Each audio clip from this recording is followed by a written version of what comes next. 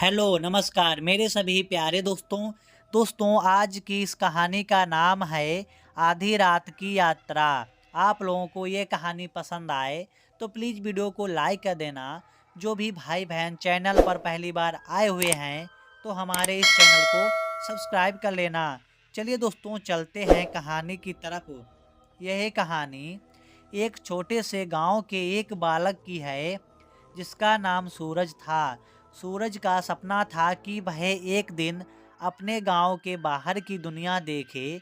गांव में सभी लोग दिन रात काम में व्यस्त रहते थे, लेकिन सूरज का मन हमेशा चंचल रहता था।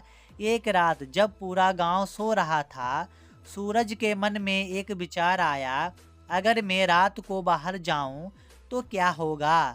सूरज ने चुपचाप अपना बैग तैयार किया और घर से निकल पड़ा।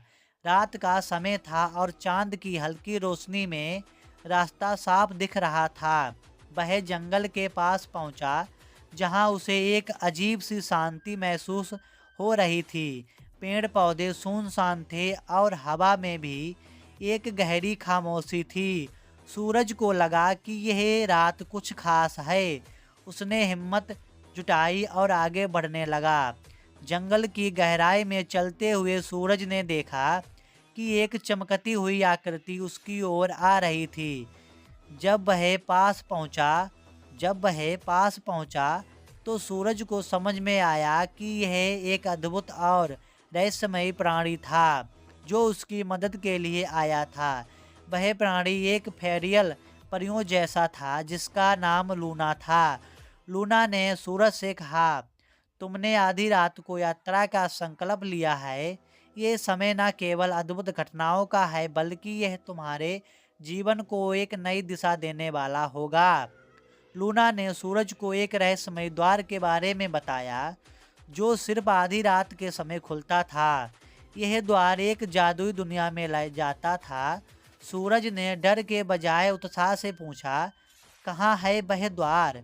लूना ने उसकी दिशा बताई और सूरज उस दिशा में बढ़ने लगा। काफी समय बाद वह एक रहस्यमयी झील के किनारे पहुंचा, जहां पानी की सतह पर एक नीला प्रकाश झिलमिलाता हुआ था। वहां झील के बीचों बीच एक पारदर्शी द्वार खुला हुआ था। सूरज ने बिना संकोच के उस द्वार के अंदर कदम रखा। अंदर पहुंचते ही उसे एक दूसरी दुनिया का एहसास हुआ। यह दुनिया रंग बिरंगे आकाश और विचित्र जीवों से भरी हुई थी। सूरज ने देखा कि वहाँ का वातावरण बहुत शांति से भरा हुआ था। लोग मुस्कुरा रहे थे, पेड़ संगीत बजा रहे थे और हवा में खुशबू थी। उसने यह सब देखा और महसूस किया कि जीवन की सच्ची सुंदरता सिर्फ इस दुनिया तक सीमित नहीं है, बल्कि कहीं और भी है। कुछ देर बाद लूना ने सूरज से कहा, तुम्हारी यात्रा यहीं तक थी, अब तुम्हें वापस लौटना होगा, क्योंकि तुम्हारा असली उद्देश्य तुम्हारे गांव में है। सूरज ने अलविदा ली और वापस अपने गांव लौट आया।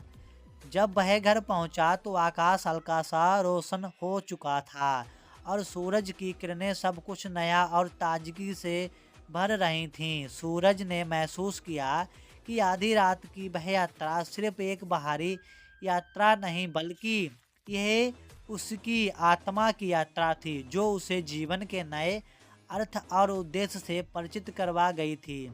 और इस तरह सूरज ने समझा कि कभी कभी हमें अपनी सीमाओं से बाहर निकलकर नए अनुभवों की खोज करनी चाहिए, क्योंकि यही हमें जीवन के असली रंगों का मिलवाता है।